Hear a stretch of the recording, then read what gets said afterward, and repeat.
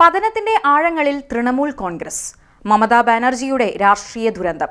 535 കോടിയുടെ bank നിക്ഷേപത്തിൽ police അന്വേഷണം. ബംഗാളിൽ മമതയ്ക്കും തൃണമൂലിനും ഇനി തിരിച്ചുവരവ് അസാധ്യം.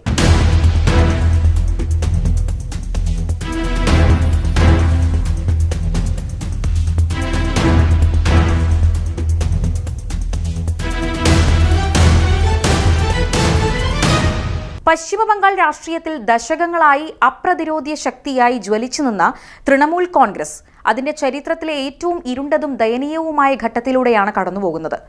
ഒരു കാലത്ത് ബംഗാളിന്റെ വികാരമായിരുന്ന ദീദി എന്ന മമതാ ബാനർജിയും അവരുടെ പാർട്ടിയും ഇന്ന് രാഷ്ട്രീയമായ അസ്തിത്വ പ്രതിസന്ധിയിലാണ്. 535 കോടി രൂപയുടെ നിക്ഷേപത്തിൽ ദുരൂഹതയുണ്ടെന്ന് ചൂണ്ടിക്കാട്ടി സ്വന്തം പാർട്ടിയുടെ വിമത MLA തന്നെ രംഗത്തു വന്നതും അതിനെ തുടർന്ന് തൃണമൂലിന്റെ ബാങ്ക് അക്കൗണ്ടുകളിലേക്ക് പോലീസ് അന്വേഷണം നീണ്ടതും പാർട്ടിയെ പൂർണ്ണമായും പ്രതിക്കൂട്ടിലാക്കിയിരിക്കുകയാണ്. നിയമസഭാ തെരഞ്ഞെടുപ്പിലെ ദയനീയ പരാജയവും അതിനെ തുടർന്നുണ്ടായ ആഭ്യന്തര പിളർപ്പും മമതാ ബാനർജിയുടെ രാഷ്ട്രീയ ജീവിതത്തിന്റെ വലിയൊരു ദുരന്തത്തിനാണ് വഴി തുറന്നിരിക്കുന്നത്. അടുത്തിടെ നടന്ന നിയമസഭാ തെരഞ്ഞെടുപ്പിലെ ദയനീയ പരാജയമാണ് തൃണമൂൽ കോൺഗ്രസിന്റെ തകർച്ചയ്ക്ക് ആക്കം കൂട്ടിയത്.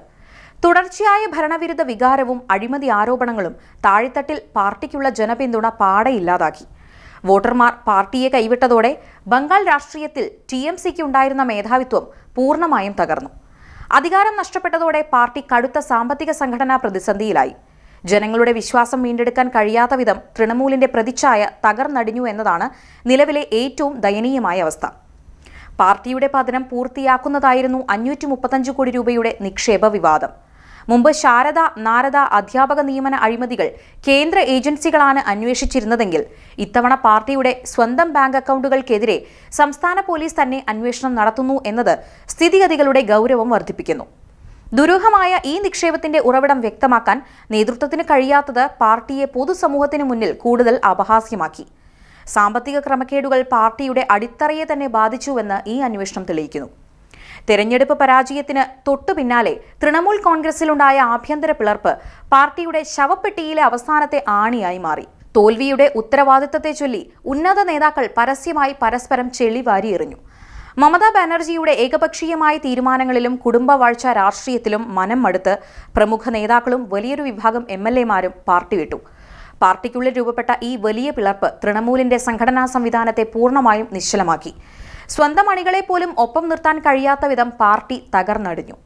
ആശയങ്ങളുടെ പിൻബലമില്ലാതെ കേവലം അധികാരത്തിന്റെ ശക്തിയിൽ മാത്രം നിലനിന്നിരുന്ന ഒരു പ്രസ്ഥാനം ജനങ്ങൾ കൈവിടുമ്പോൾ എങ്ങനെ തകരുമെന്നതിന്റെ ഉത്തമ ഉദാഹരണമാണ് ഇന്നത്തെ തൃണമൂൽ കോൺഗ്രസ്. ലളിത ജീവിതവും വിട്ടുവീഴ്ചയില്ലാത്ത പോരാട്ട വീര്യവുമായിരുന്നു മമതാ ബാനർജിയുടെ മുഖമുദ്ര. ഇടതുകോട്ടകളെ തകർത്തെറിഞ്ഞ് ജ്വലിക്കുന്ന നേതാവിൽ നിന്നും സ്വന്തം പാർട്ടിയുടെ തകർച്ചയ്ക്ക് സാക്ഷ്യം വഹിക്കേണ്ടി വരുന്ന നിസ്സഹായിയായ അവസ്ഥയിലേക്ക് അവർ മാറി. അഴിമതിയും പാർട്ടിയിലെ പിളർപ്പും മമതയുടെ രാഷ്ട്രീയ പ്രതിച്ഛായയെ പാടെ കരിതേച്ചു. ജനങ്ങൾ ഒരിക്കൽ നെഞ്ചിലേറ്റിയ ഒരു നേതാവ് ഇന്ന് സ്വന്തം അണികളാൽ തന്നെ ചോദ്യം ചെയ്യപ്പെടുന്നു എന്നത് മമതയുടെ രാഷ്ട്രീയ ജീവിതത്തിലെ ഏറ്റവും വലിയ ദുരന്തമാണ്. അധികാരത്തിന്റെ ഉച്ചിയിൽ നിന്നും ഒറ്റപ്പെടലിന്റെയും പരാജയത്തിന്റെയും ആഴങ്ങളിലേക്കാണ് അവർ വീണത്.